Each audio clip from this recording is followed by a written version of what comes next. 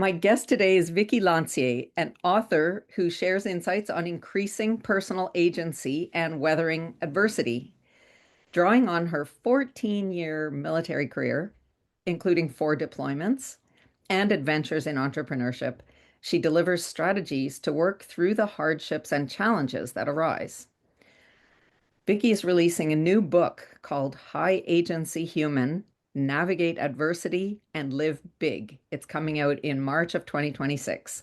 This book focuses on being able to create a well-lived life no matter what adversity is thrown your way. And what could be more needed right now and more important? So, Vickie, thank you so much for agreeing to do this. Thanks for being here. I'm happy to be here. This is exciting. Um, I need to know about your military service background because that's a really interesting backstory. Yeah, I joined right out of high school. Wow. I had a little brother that joined Army Cadets, and he came home one day bragging about how he got to go shooting. And I was the older sister, and I thought, you little brat, like I can't let you one up me. You're my little brother. And so I joined. He quit within 2 weeks. I joined I joined Army Cadets in high school and ended up joining the military and just stuck with it.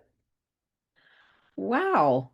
Yeah. That's unusual. I know there was a cadet training place, whatever you call it, like down the street from me. So, um, where I've been living for the last 30 years. So I was often walking by the teenagers training there or whatever. It's Um, it's it's so fun to see them nowadays because you look back and you're just kids, but these kids have so much confidence and you kind of you giggle a little as an adult at it. But I remember being that confident as a kid, and it was a complete veer in my storyline because I was the artsy kid. Like I always went to drawing and dance class and piano, and oh, wow. then I joined the army. That is a fear. Were Yeah. your parents like totally shocked? Were there army people in your family, military So people? no, not at all. So yeah, it was different. It was different, but I really enjoyed it. And what work did you do there in the military? Like what branch were you in? So I was in the army and I worked in communications. My entire career was communications. And like when I joined, it was still learning Morse code and semaphore and those kind of things were just coming out as I was coming in. And it started with radios, and I really liked radios and antennas. And then it turned into satellites, and then it turned into IT, and then IT was no longer my thing. I thought, wish we could go back to the days of being primarily radios. But anyways, long story short, there it is.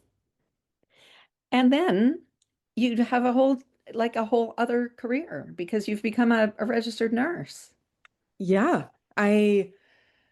God, I think I've had a few careers at this point. I stayed at defense for 26 years, but like the first 14 were in the military.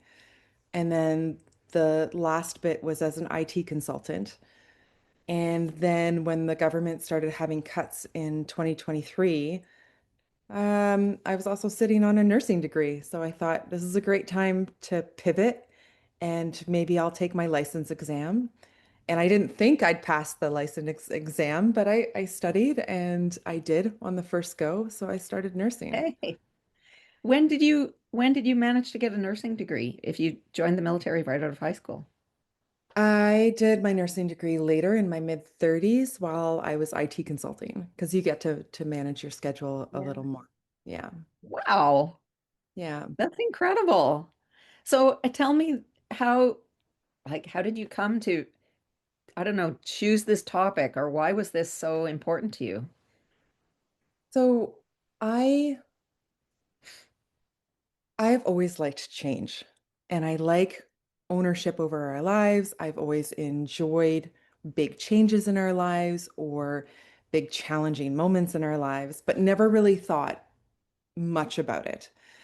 And then I wrote a blog post in, I don't remember when, 2021, 2022, somewhere around there. And as a Canadian, we don't really talk about our military experiences too much. Like it's just not in our culture to sit there and put it all out there. Not as much as our American neighbors who Mhm. I love their pride in their military and veteran communities. And so I ended up writing an article on my first mass casualty experience and my thoughts on it. And I shared it. And I shared it and I didn't really want to share it. And I thought I was going to, be sick almost because it's Yeah. something so personal. And I woke up in the morning to it going, reaching places I didn't think it'd reach. It went to Australia and the UK Oh, and the States, and all these people commented on it. And a big company in the States, North American Rescue, shared it on their social media. And it was the first time that I thought maybe I have something to say about managing hard times, ah, something to share about my experience with it. And that's when I started contemplating it and writing.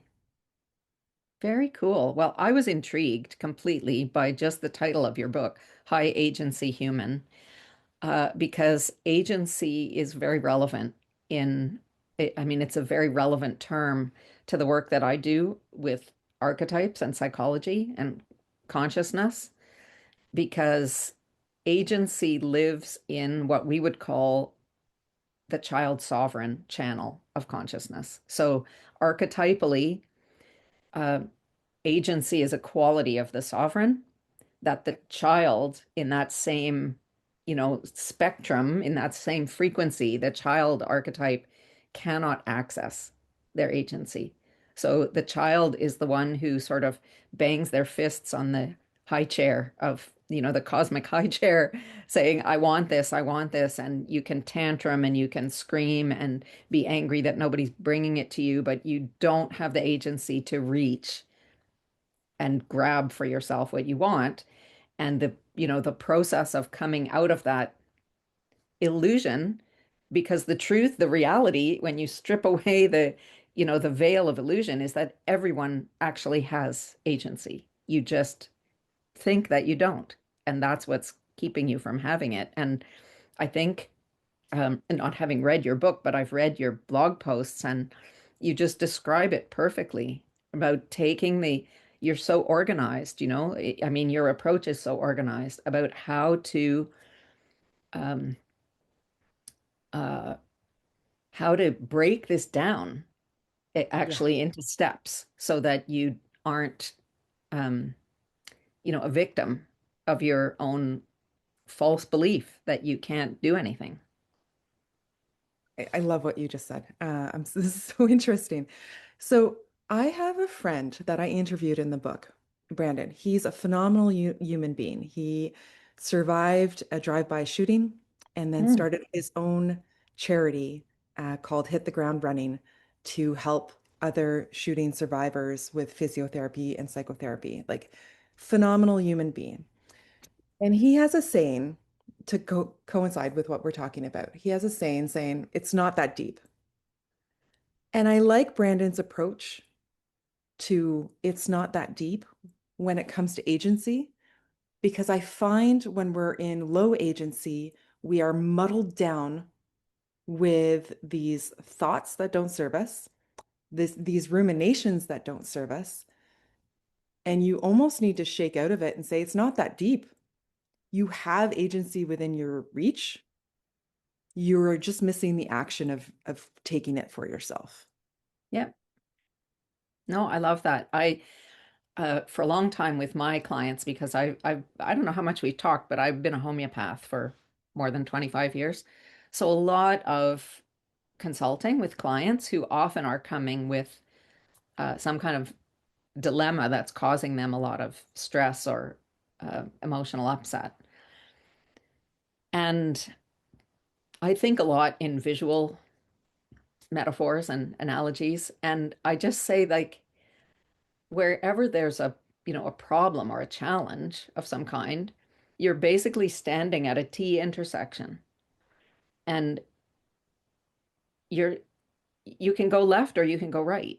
But you cannot go forward. There is no going on this straight road. Something has come, some kind of obstacle, and your next move is left or right. It's that simple. I agree with it. It's not that deep. It's just there are choices in front of you. And when you feel like you have no agency, you're just standing at the intersection screaming about how unfair it is that you can't go forward. And what is that, right? But we all get stuck there. Yeah. We get stuck in our inaction Yeah, from it's quite interesting to see. Like I see agency is something I think a lot of people don't understand. They think they have it or they don't have it. So yeah, the first thing is to understand that you could nurture it. It's not a trait you're born with. Um, and you could nurture it in small steps. And by nurturing it in small steps, you will reinforce new neural circuitry in your mind that then further increases your agency and your actions. But you have to take the first uncomfortable action in that progress. yeah. And um, there are more and more levels of uncomfortable action that that you approach as that's what growing is about. You don't grow while you're in your comfort place. You're in all your actions are inside your comfort zone. You're not growing by definition. And I guess my focus is more about growing. And for some people, it would be more about, um, let's say, healing or dismantling, um, pieces of, well, potentially trauma, certainly in the world that you're coming from. There is real um, history of traumatic experience that is blocking people from being able to believe that they have agency, to trust themselves. Yeah, it can. It can. I've met lots of people where they go through a traumatic event and they are just fine. And Yeah. they are legitimately just fine because they already have their coping mechanisms, they digest the event, they know how to progress with the event and carry on. And then there are other times where you're not okay. And a good example of that is that in my military career, sure, there's a lot of traumatic events that we experienced. And throughout as these events progressed, I was able to manage and process them, and I had my coping mechanisms in place, and I had a great support structure in place and digest it. But you know what stressed my body out and did me in was going to nursing school Huh. while working. Academic stress was a new type of stress. I didn't have those developed coping mechanisms yet. And I actually displayed low agency during those years and allowed that stress to impact me. Mm. There was a lot of, instead of being high agency and being like, what can I do about it? Which were there are some of those moments in there. But there was also a lot of low agency moments where I thought, why am I going through this? Why can't I get the grades I need? Why is this a challenge for me? And that kind of thinking is external blame instead of internal ownership, which is a key factor between high and low agency. So it takes some time to learn and nurture that within ourselves again. Yeah, like that it is a big piece of personal growth. Yeah, And well, that's it. This whole conversation turns my crank because I just love all of this. But I want to get to some of the great quotes that I found on your website from the book sure. that just make my heart sing. Blame may show up briefly, it doesn't move in permanently. Mhm. Yay. I want the like I need to click all the hearts and the thumbs up things that come on Zoom. That's a great one. Well, I think it's our human tendency to have an have blame show up in our Yeah, and I responses, love that you make space for it and because we it's so okay. often just say get rid of that. You No, can't indulge in no. blame. I want the full spectrum of our human experience and emotion Yes. to be Yes. accessible in life, but you don't linger. Right. So something happens and you could outwardly blame and you could say, why me? And, that coworker this and my workplace this and the government this or that neighbor this. It's their fault. Yeah. You could have that initial reaction. The reaction is right. The emotion is right. How we're expressing it is not. So allow yourself to go through that emotion and then, okay, what's my next step? What's my next move? What's my next step? Exactly. I agree with you completely. Like, um, experience this feeling and let it move through you. But you have to come to the place that where you say, what's my next step? Because if the blame is like, I don't have to move, it's someone else is responsible for taking this boulder out of my way. It's not going to happen. No. And it's never anyone else's responsibility but your own for your own experience. 100%. 100%. And that sounds really, um, it sounds harsh Yeah. to, and it would have sounded harsh to me in the days before I understood it so um, deeply that I know that it's the truth. Yeah. The Your experience is no one else's responsibility. no. And the rebuttal will be you just don't understand or you're not going through what I'm going through. And that is a justifiable rebuttal because the pain and the experience is there. You're right. You are going through something.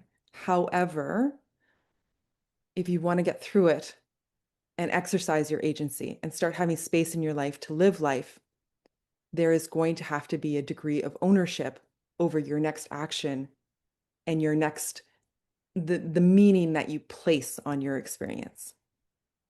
Yes, the meaning that you place on your experience, that you just said it. That's so, I mean, we're literally um, talking the same language and probably writing the same book from a completely different Yeah. perspective. But that responsibility is also, it goes with agency. It's part of the sovereign quality that everyone has access to except for the illusions that are in front of us. The idea that your thoughts and feelings are actually generated from outside of you because they're Yeah. not. The experience happens outside of you, but the meaning that you assign to it comes from you. I think where we place meaning in our lives and our experiences is one of the biggest life hacks out there for a I good agree. life, for a good life. Yeah, I agree. And I think that some of us are probably more naturally blessed with the capacity to um, choose that meaning. There are people who, again, it's a spectrum of struggle with that function, with that piece of, maybe we can call it executive function or something, but that meaning making piece of the way our minds work. Um, it just seems like uh, that's a huge obstacle for people moving forward. Yes. And I think that that is when we start diving into the realm of encouraging metacognition. So thinking about our thinking. I think it's also where we encourage understanding from a physiological aspect how we work as a physiological being. Um, because understanding those things and thinking about your thinking is when you get to start increasing your agency. So if you, I'll take a banal, like a simple example. If you understand how menopause works, Then you could articulate it with your partner. You could come up with coping mechanisms together. You could advocate for yourself with your doctor. You could understand when your body is doing something and act or not act on it. Yeah, So these are all the places where we increase our agency because we understand how the body is physiologically working. And I see the same with our thinking. If we understand how the body physiologically reacts and psychologically reacts because of the neurocircuitry in our brain and how those neurocircuits work, then we could use that knowledge to adjust our lives and increase our agency. for sure. And I mean, it's so cool that you have the nursing background that you have because you can really speak to that whole kind of biology piece of the puzzle. Well, I think as a nurse, I could speak to basic biology, but I would never dare speak expansively about neurobiology, which is an expertise all on its own. No, Thankfully, I no, but have it's incredible humans that are neuroscientists and neurosurgeons, and I interview them. And then oh, great. yes. So there's a neurosurgeon, a Canadian neurosurgeon that I interviewed in the book that helped with that particular chapter of understanding neural circuitry and the changes that we could self-direct in our lives. My one of my former longtime homeopathy teachers used to have a great analogy that he would say that um, you have a default um, response pattern, let's say, that is like carved like a channeled, chiseled into granite. And, every time the same, let's say, trigger type of situation or something comes towards you, your neural pathways are carved in this way, and you're going to go by default in the same direction. So, you know, um, everybody hates me, or I'm not lovable, or I'll never get through this, or whatever your default pattern that you go to. He said it's chiseled in the rock. And when you want to build a new pattern, it takes a while until you It, can carve a deeper channel so that it goes in another direction. yes, it takes a while and it takes the right components. Mm, So, like a neurocircuit can be reinforced or it could be weakened. It's very hard to break them, but that's possible too with different modalities. But when we talk about change, weakening or strengthening a neurocircuit, which is exactly what you talked about right there, there are very distinct components that have to happen. mm, You need to have buy-in, which is either um, a high, like emotional buy-in that anchors you to the change, or intense focus. So you have to have that, first of all. Your brain has to be in a neuroplastic state, yeah. bringing in the four neuromodulators, putting you in a more plastic state, which we do through exercise and learning in different ways.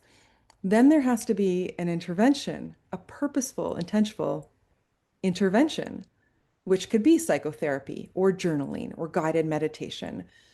Um, and after, what do I got? Buy-in, neuroplasticity, and Intervention. intervention. Then there has to be reflection. Right. After the intervention, you're not bogged down by listening to a podcast on the way home. You need to give yourself space to reflect on it and start building or strengthening that new neural circuit that we're trying to intervene and create. So there has to be reflection, there has to be sleep, and then there has to be repetition. So those are the six components of change in our neural circuitry in our minds. And those have to be done purposely. And if we understand these mechanics of the brain, then we could create that change for ourselves. Then we know I'm going to engage with a psychotherapist. I'm going to drive in silence on the way home. I'm going to make sure I get 8 hours of sleep. I'm going to journal about it for a month and I'm going to follow up once a week with the psychotherapist. Or we could I'm going to exercise more. Um, I'm going to meditate more. I'm going to do these things to put my brain in this state. And then after that, I'm going to do guided journaling or guided meditation or whatever the intervention is. See, Yeah. you can piecemeal this for yourself if you um, understand it. It makes it easier. It also makes it easier for you to advocate for yourself, which again, this whole thing just increases your agency. I I'm just thinking now as you're talking about um, the seductive pull of remaining without an agency. I think there are a lot of people who struggle with um, the idea that agency and responsibility actually go together, and that if I if I have this kind of agency, then I'm also responsible for using it, and then things aren't other people's fault anymore, and I don't get to stay here in this um, uh, enabled zone, or this comfortable place of that where it's everyone else's fault and I'm okay. Or I'm not okay, but I'm somehow the victim. And yeah, what do you think about that part? I think it is enticing to stay to stay there. Like it is, there is a comfort blanket about woe is me and it's not my fault. And I get it and I appreciate it wholeheartedly. Like there's nothing in this book that I write about or any of my blog piece where I think that I'm above it and not susceptible to these emotions and wanting to stay in comfort as well. A great example, if I could give an example, Yeah, is please. last year, and I think I told you this on our other chats, and part of it is I write about it openly. Last year or the year before, year and a half ago, whatever, that doesn't matter, Vickie. Anyways, I ended up having several viral infections. And from those viral infections, I had an acute onset of anxiety attacks. I've never experienced an anxiety attack in my life. So I didn't actually know what was going on at first. And that experience was very eye-opening because one, I realized that you can't do much when you are in a state of low agency, pain, um, misery, until you have space, mental, clear space for you to take that action. It's very hard otherwise. My the anxiety attacks that I experienced were nausea. So I would have 4 to 6 hours of extreme nausea. I can't think straight when Yeah. I'm not this, like the average human being. And I didn't know what was going on. So it wasn't until we figured out the right emergency medication that I could take so that I could sleep, so that I could have a clear brain, that one of my friends, my very wise friends, looked at me while I was in this woe is me and why is this happening and I'm so miserable and how am I going to live through this? And it's all, this virus's fault. She looked at me and said, are you perhaps contributing to this purgatory? And I thought, yeah, yeah, You thought, what do you mean? No, I'm not. I, I absolutely am. Because you know what I was doing during that time is I kept reinforcing the neurocircuitry of having anxiety attacks. Yeah. That when my heart rate is up or when my stomach feels distress, I will have an anxiety attack.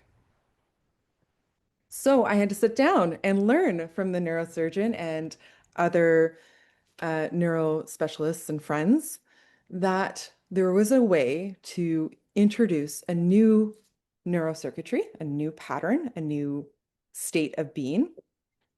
And I had to go through those 6 components myself.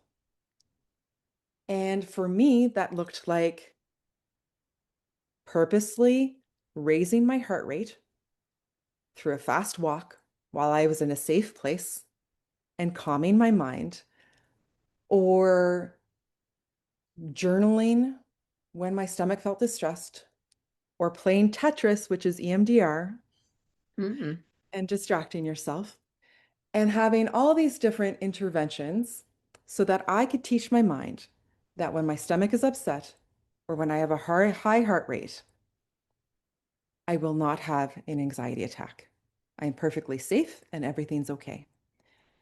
And it took, Tracy, this took a good 8 to 10 months of Wow. consistently doing this myself. And I hated it. I didn't enjoy it. I shouldn't say hated it. I didn't enjoy it. There was plenty of nights where I went to bed and my heart rate would spike up and I feel nauseous.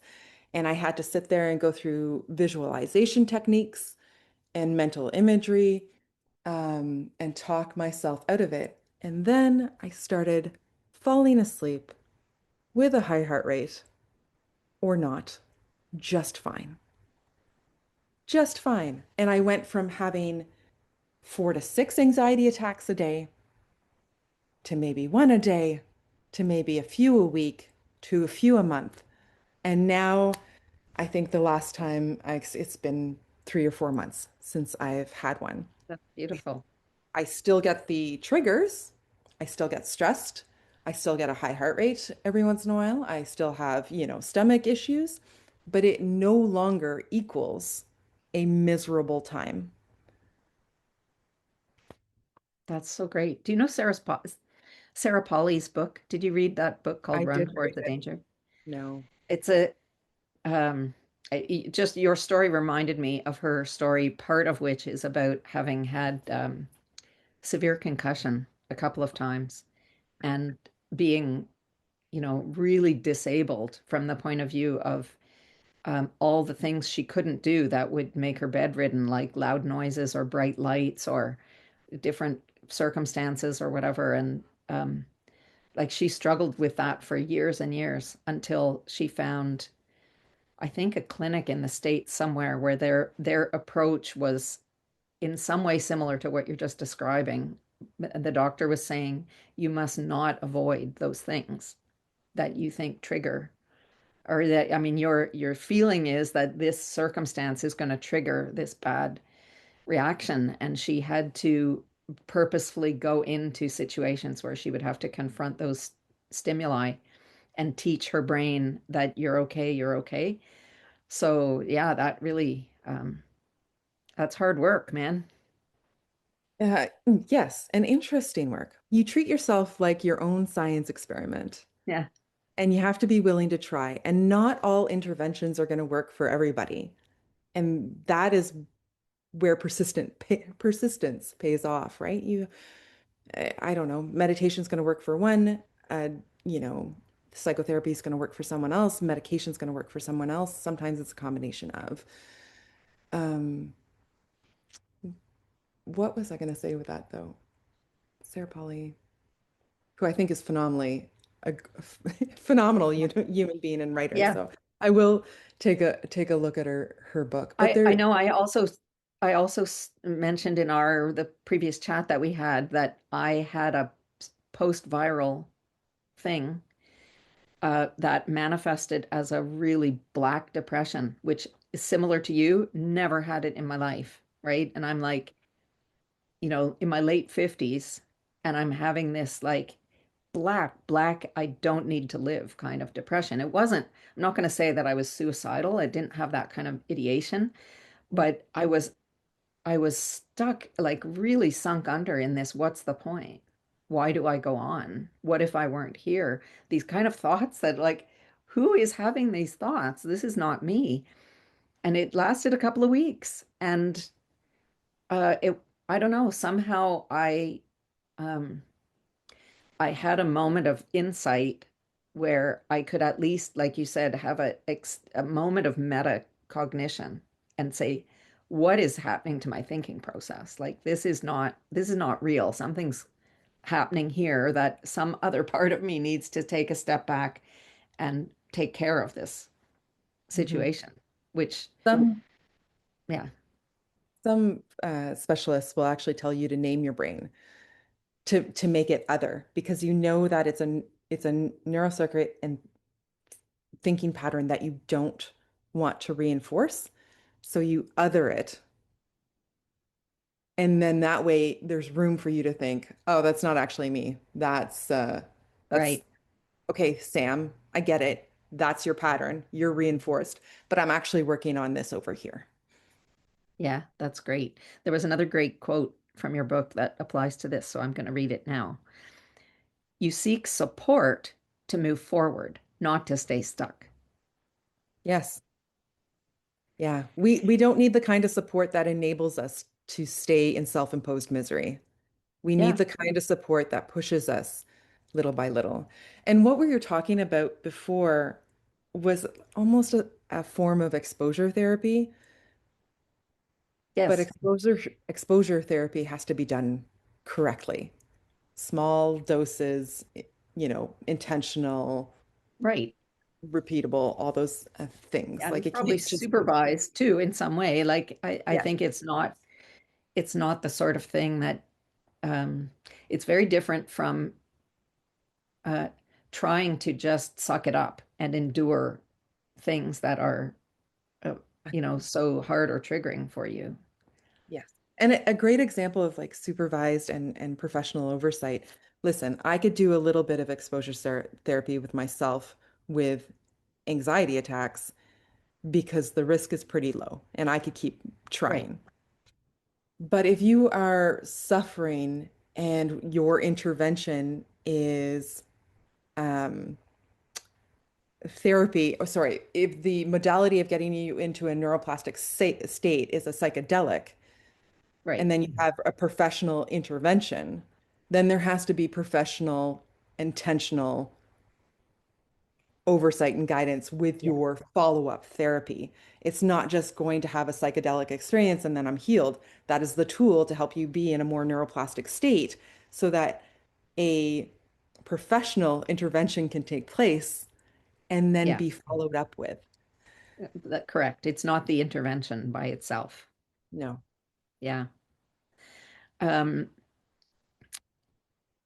Talk about there's a couple of concepts in the book that I would love to hear you speak about. One is radical reduction. I really like reduction as a tool to dealing with adverse moments in our lives or uncontrolled, chaotic moments that are either self-imposed or imposed externally.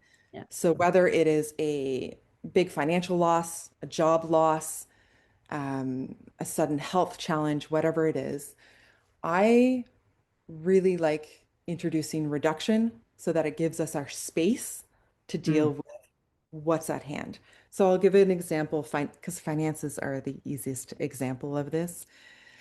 If you had a job loss, if you find yourself 80K in debt, if you made a bad investment move with your business, all of which I have done. Hmm. When that happens, even though those are external things that happen, I still take ownership of it because then I could exercise my agency. And I do that through reduction. So I will say, okay, I'm going to clear my calendar. I'm going to clear my finances. I'm going to have one bank account. I'm going to have, um, how do I talk about a reduction? I will go through the house and see what I could sell. I will go through my skills and see what I could use to earn more money. I will look at my house and say, how can this house work for me to earn more money to get out of the pickle that I'm in? I will curb my social engagements so that I could work more at this problem at hand. That is kind of the base of a reduction. It's allowing yourself to go into a reduced state so that you could deal with something at hand. It's allowing yourself to say, if it means me not being able to afford to eat next month or keeping the house, I will sell the house. If it means me staying in school or having the condo that I live in, I will move in with family if that's an option so that I could stay in school. It's giving yourself permission to make big moves that maybe aren't socially acceptable so that you could stay afloat and deal with whatever you're dealing with. I love that too. And that comes back to another sort of archetypal look at our decision making, decision tree, because we all have these, you know, shadow archetypes, like the dense, um, diluted pole of our consciousness, at work, making um, making our decisions without our permission, in a way, because the feeling of, like you said, maybe I'm gonna have to make a choice that is not socially acceptable. Well, that's where you're, a shadow is going to leap up and say, what will people think? Or everyone's going to laugh at me, or this is going to be humiliating.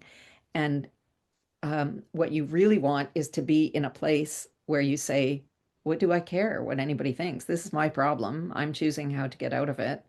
I'm completely unaffected by what other people think of me. That is an illusion. Um, and so we're just trying, each of us, to help people to access this actual agency and capacity that they have, if only they can, get the shadow stuff out of their way. So I love reduction. It's you're also making me think about a specific, I work with these Bach flower essences, which are energy medicine, basically. But the one that I've been studying this week is called Elm, and it's an easy one to remember because Elm is for overwhelm. But as I was learning about it, I really understood that overwhelm is a function of a distorted, like, time mechanism, that all the thoughts are coming at once, or all the problems appear to be landing at once, and you lose your ability to rapidly prioritize. You have to be able to do a kind of um, rapid triage on all of the chaos that's coming in the door, and say, okay, this is first, this goes next. There's nothing that can overwhelm you if you always know what has to be tackled first, however fast things are coming at you. So that's exactly what you're saying. The less um, sort of spread of chaos that you allow in your physical environment, of having more stuff than you need, or having more bank accounts and more credit cards and more activities on your calendar, um, those things impede your access to easy prioritization, because you just get, there's so much clutter. I guess that's why they call it decluttering, but it's a very, very, I'm looking at my desk right now and thinking, okay, that's happening this afternoon. But it's a very healthy thing to keep your clutter to a minimum. Yeah. I am not opposed to fancy cars and big houses and having stuff.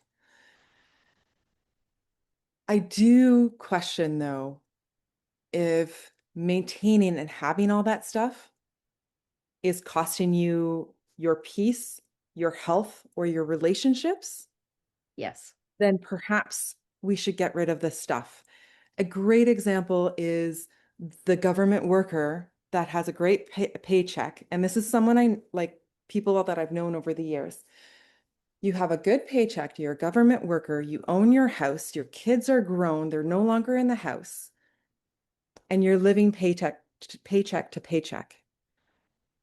You have all this stuff in your house, and your house is an asset. But you couldn't possibly rent out your rooms because what if your adult children want to come to visit? You couldn't possibly sell the house because then you wouldn't have anywhere to host Thanksgiving on the weekends. Well, I don't want to, you know, register for a dog service and increase my income by keeping a dog for a week, which is really easy to do, by the way. It's one of the more practical things that um, I recommend. Like if you have a house, do you know you could rent out your backyard? You could babysit dogs. You could rent out rooms to students. Like there's all sorts of ways to make your house work for you. But there's these excuses around it of either what will people say, or no, I couldn't possibly because of this one circumstance that might happen and maybe. I mean, to live paycheck to paycheck when you have a healthy income and it's stressing you out and it's bogging you down and it's hurting your retirement plans. Maybe, maybe we need to change our thinking around that. Maybe we move into an apartment. Maybe we start cohabitating with friends or family. Maybe we rent out the rooms. There's all sorts of solutions if we only took 100%. those those rails down of how we think others are going to judge us or how we would judge ourselves. And you know that it's so interesting because those things that we think, I mean, the things that we're being judged for are so fluid in the sense that when my grandparents were buying a home, the way everyone afforded their mortgage was to rent out rooms. That was how you bought a home in the 1940s, let's say. That was how you did it. Both my sets of grandparents had strangers living in bedrooms in their home who were sharing a bathroom and kitchen with them. It was completely acceptable thing to do. And not only that, it was a completely acceptable way to live for the young professional people, the nurses and young professors and firefighters or whoever, the people who were renting rooms. This was not a considered a restrictive or a downscaled. It was what you did. There was no expectation to pay your own whole apartment as a single person, a librarian, a school teacher, whatever. You had a room in somebody's house. And that was a very respectable way to live. And now suddenly it's become like that it would be a gigantic source of shame or something. We're not really aware of how these social things are so fluid. I said before, I can't think of another word. Changeable. They are. They are very changeable. And it is astonishing to me that we think, especially in a day and age where families aren't as big. There's a lot of couples not having kids, which is totally fine. Um, like I'm one of those people. I don't have kids. But as a single person in my 40s, do I need a three-bedroom house? And again, nothing wrong if I have a three-bedroom house. Yeah. But there is something wrong if that three-bedroom house and I'm just affording it paycheck to paycheck and it's Yeah. causing me stress, or I'm not saving enough for retirement, or even worse, these are our good years. Don't you want to use those good years being around family, being around friends, traveling, doing the things that you love instead of being stressed out managing something that perhaps you don't need? 100%. Talk about master the mundane. Yes, the thing we all hate to do is it's interesting to me that we have, you know, our current obsession with longevity and all those longevity folks out there, which is also very cool and fascinating.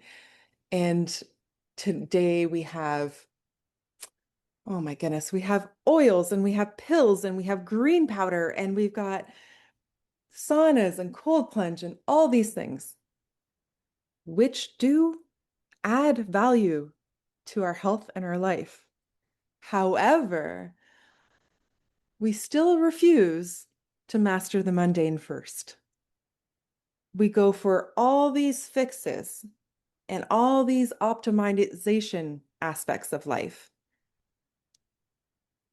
but we don't prioritize sleeping at the same time every night and keeping a cold room and going outside first thing in the morning and eating home cooked meals and balanced meals and socializing with our friends. We don't front load our optimization of life with mastering the mundane because it's not sexy, it's boring as all get out, it's Yeah. not novel, it doesn't hold our attention.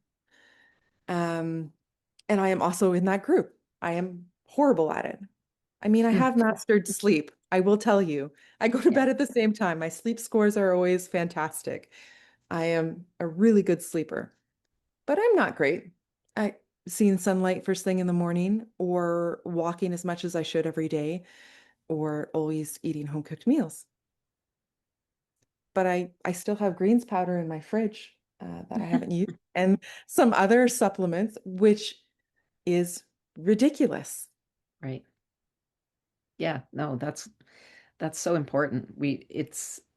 I think you're right. Like the sexy thing is the hack that Mhm. allows you to somehow, or that you fantasize, allows you to skip over the boring parts and achieve some kind of optimization while not having to take responsibility. We're back at that, of taking responsibility for things that you know you should be doing. And the mundane is what's going to get you 80% of your well-being and your health and your longevity. And the optimization is the other 20%. So it's fool's errand to spend all this money on time on optimization if you haven't front loaded with sleep, nutrition, socialization, the absence of substance use, etc. And it's just such an interesting paradox that I see in the world. I am actually spending, I just sounded like a teenager right there. Actually, anyways. Um, I am focused this whole year on implementing what I've written in the book into my own life. And a lot of it already is implemented, but I'm really focused on doing it myself and showing the difference of the start of the year to the end of the year on mastering these things, or even attempting, continuously attempting. I won't even say master. If you continuously attempt. That is fantastic. And that's going to be, I'm sure you're blogging about that Yeah, I'll be or writing about it and sharing it on social media as well. Yeah. fabulous. Well, Vicky, I can't wait to get my copy of this book. I mean, it's just so aligned um, with the core of my own work and really helping people to step into this agency and self-responsibility that is available to them right this minute. Yeah. Um, it for everybody. You don't have to be a special kind of person to grab hold of the reins in some way. And your book is just, I think you're gonna have a workbook too, right? You're working on a workbook? I am working on a bonus that I'll have on the website as Oh, a a bonus on the website. yeah, Okay. yeah, to It's coincide with just these things. Yeah. it's so practical, stepwise advice about taking the reins of your own life. And I just think it's a fabulous gift. Um, Thank you. I appreciate. I try to be, I am like a ones and zeros person. And so I love that we're coming from two different angles, but the same topic and focus and care goes into our work. And I am very preparedness based. I want folks to be have higher agency and to proactively prepare for hard times so that when hard times come, and they always will, you could deal with them faster with more ease and have an answer so that it leaves more space in your life to live your own big life. yeah, Because being unprepared and having low agency is robbing us of the life, our limited life that we have to live. that's beautiful. Well, thank you so much for doing this. I really appreciate you being here. Tell people quickly where's the best place for them to find you and your awesome book. So I think Hold the up your easiest, book. You have it in front of you. I do. I think, oh, here we go. Put it right in front of me. So I think the easiest way is highagencyhuman.com. Perfect. It's the perfect spot for it. The book's available for pre-order now on Indigo and Amazon and Barnes and Noble. So that's already done. And you could always find me online at either my namesake, Vickie M. Lanthier on Instagram or LinkedIn, or at High Agency Human on Instagram and TikTok.